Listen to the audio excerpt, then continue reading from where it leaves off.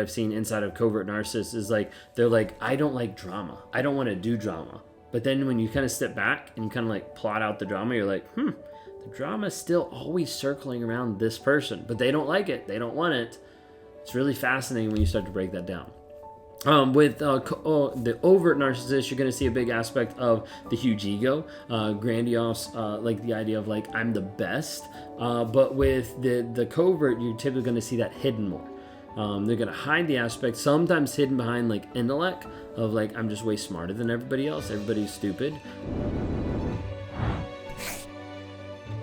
Did you notice a pattern of actually being with a narcissist? Maybe you're at the place where you've had a cycle of you're with a narcissist and now you're with another narcissist. You were married to a narcissist and now you're dating a narcissist. You had 3 narcissistic relationships and now you're with another narcissist. And you're starting to notice a pattern in your life. There's this pattern that we see of people that go from narcissist to narcissist to narcissist that don't actually realize what they're being attracted to or what's actually happening. One of those nuances to it is when you're with a person that is open, that is very openly abusive, openly manipulative, and it's something that you see early on. You're like, whoa, this person is a giant, awful person that I need to be able to avoid. And so you leave that relationship, or you have someone else that saves you from that relationship that ends up being just as toxic, or sometimes even more toxic. Because at this point, they're not putting their hands on you, they're not beating you up, they're messing with you mentally and emotionally, which is a complete different level of what's actually happening on the abuse side. We see this happen with a lot of people that have been with an overt, a grandiose narcissist, and then go to a manipulative, a covert, passive-aggressive narcissist. They kind of go from one to the other. It's the same person, it's the same idea, but it's shrouded in a different cloak. It's hidden under a different guise of what's actually going on. But we see this happen where someone will be with one and then they'll go to another one. And when they go to the next one, it's like, well, it didn't seem like that. It didn't seem like they were toxic because that person was hiding it differently. It was more subdued. It was more subtle. I want to talk to you a little bit today about how overt or grandiose narcissists and then covert or vulnerable narcissists are very much the same, but different. Okay, they have the same underlying thoughts, ideas, and things that are going underneath the surface, but it gets exhibited in different ways.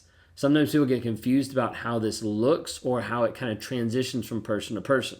Okay, if you guys are new here, my name is Ben Taylor. I'm a self-aware narcissist on this channel to provide awareness, growth, healing, change, and development. I'm the founder of Raw Motivations, the creator of the NARC app, and your guide in the Escape Toxicity course, which is our 7-day course for $7. It's a challenge to healing, to help you understand about narcissistic abuse, reactive abuse, to be able to put yourself in a place where you're learning and growing and seeing what's actually happening. You can go to escapetoxicity.com to be able to sign up today to be able to see and understand what narcissistic abuse actually looks like. Well, when we talk about this piece of like overt, like think of it this way: we're going to go through a couple different things. It's going to be kind of a cross representation of like, we'll talk about overt, we'll talk about covert, and back and forth. Okay, overt, otherwise grandiose. There's a couple different aspects of it. You know, basically overt is like the big broad, like, okay, that's the asshole in the room kind of thing. Okay, the covert or vulnerable, passive aggressive, like typically toned down, hidden a little bit from view, but still a lot of drama will revolve around them. Now, you're going to see this sometimes first and foremost in the aspect of anger and rage. With an overt, you have the rage that a lot of times is giant, that is coming at you, that is huge, that is in your face, that is screaming, that is yelling, that is punching, that is throwing things, all those different things. And then with a covert, you're going to see oftentimes a different piece that will make you think that they're not actually mad while they're still mad. This can be even the energy, the aura, the frustration of like, you can tell something is wrong, but when you're like, what's wrong? Nothing. And there's not a response to actually let you get any depth of the situation, but you know that there's a disconnect. This could be with the silent treatment. This could be with stonewalling. This could be with ghosting. This could be multiple different ways to slowly train you and teach you that you did something wrong. So as a result, they're going to punish you. Now, sometimes you see different aspects with how reactive abuse comes about, where a narcissist will poke and prod you so much to get you to the place where you respond violently or you respond in a very frustrated tone because of all the abuse that you've been put under. You're going to see this a lot of times with a narcissist where they push you to reactive abuse, then they start recording. Then they start like videoing. And then they get really calm of like, wait a second, like, why are you acting this way? Like, you're acting really crazy and really abusive. I'm just sitting here trying to have a normal conversation. And you're like, you were just screaming at me. You were just belittling me. There's all different pieces that go to it. Also, with reactive abuse, you're going to see pieces of dog whistling, where a narcissist is using something in private that's always triggering you or that's emotionally vulnerable to you and saying stuff in public that people don't realize it's going back to you, but you know it's going back to you. The small little subtle digs that narcissists will do to try to get under your skin and ultimately like mess with your mindset.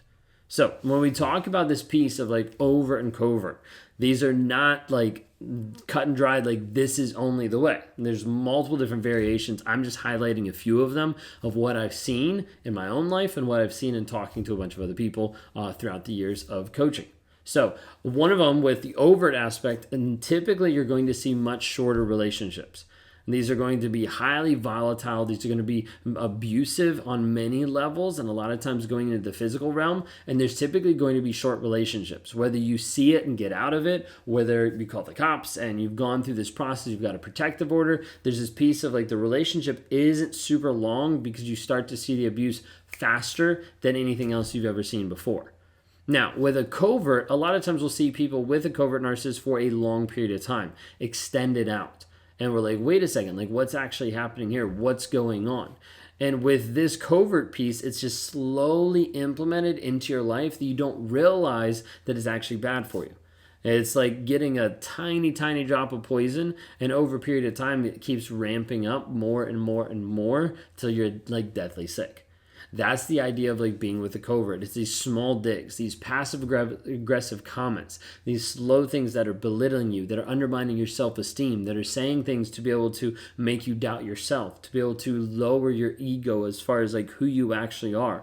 Like there's a lot of different pieces that happen to it, but with a covert narcissist, it's this like slow fade, slowly happening. Now, sometimes with the overts, you might find them very annoying. You might find them like really quickly of like, don't want to be around that person. Because they're just absorbed. Like they're self-absorbed with themselves. They're like, I don't really care. Everything's about me. You're just like, yeah, that's not who I want to be around. With a covert, like you normally don't see that, right? Like it doesn't seem like it's about them. They're there, they're serving, they're helping. And a lot of times they look well-liked in society and well-liked even in like the close family circles that you might have in your relationships. The difference is, no matter how well-liked they are, a lot of times the quote-unquote service and the things they do to be able to help are things that are thrown back in your face later, of how they're providing and you're not, how they helped you one time when you were sick 5 years ago and you ignored them, you didn't appreciate them, like all these like small things, but they'll typically be well-liked in other circles because you're like, oh, like that person doesn't seem that bad. Sometimes you'll see in the overt side of it being more showy, of being more extra, of being more like, look at me, it's all about myself. Like, let me look good, let me have the cars, let me have the house, let me have the wife, the family that I want so that I look good to society. This like showy piece. With the covert, a lot of times, or like vulnerable narcissists, a lot of times you'll see the vulnerable piece. You'll see more of the humble piece to them of like, oh, like, yeah, look at this. And it's almost like, I've called it before, like toxic humility. Like, it's almost like this aspect of like being humble for the purpose of getting people to actually look at them, to getting people to be like, oh, that's such an amazing guy. And like he's like, yeah, I know I am. Okay, like there's still a pride piece, but it's underneath the surface. It's often hid. Sometimes these will come out in like small comments, small little digs, small little thought processes, but a lot of times it's hard for people to be able to see it without actually seeing it from behind closed doors, where the narcissist is being humble to all these different people and looking like this great servant and helper, but then they're not actually living that way with their family, but the family is actually put in a toxic relationship where like they don't actually know what they can or can't do. There's many nuances to it, but just highlighting some. Sometimes kind of tying along with this, a lot of times you'll see a vulnerable narcissist like try to be able to show humility to be able to get praise, where a overt is more focused on like, look at my accomplishments, look at what I achieved, look what I actually did, like look at me. Overt is more like, oh, don't look at me, let me kind of hide in the corner, like, but it's still about me. This is one thing that's like very consistent that I've seen inside of covert narcissists is like, they're like, I don't like drama, I don't want to do drama. But then when you kind of step back and you kind of like plot out the drama, you're like, the drama is still always circling around this person, but they don't like it. They don't want it. It's really fascinating when you start to break that down. The overt narcissist, you're going to see a big aspect of the huge ego, grandiose, like the idea of like I'm the best. But with the covert, you're typically going to see that hidden more. They're going to hide the aspect, sometimes hidden behind like intellect of like I'm just way smarter than everybody else. Everybody's stupid. Almost like the entitlement aspect, like I'm entitled to you, I'm entitled to other people. But it's not as overt as like, oh, give me this. Like you need to follow in line. You need to obey me. You need to do this kind of stuff. It's more of this like this underlying aspect that like if you don't, then there's going to be consequences because of who I am, because of how smart I am, because I'm more special, because I'm better than you, etc., etc. A lot of times, if you boil it down, like the overt is going to be more of the jerk in the conversation, in the relationship, and the covert is going to be more of the nice guy, the guy who seems like a little bit more routine, more relative to you. But what's actually happening on the flip side is the same exact abusive things. It's just getting exemplified and shown in a different way.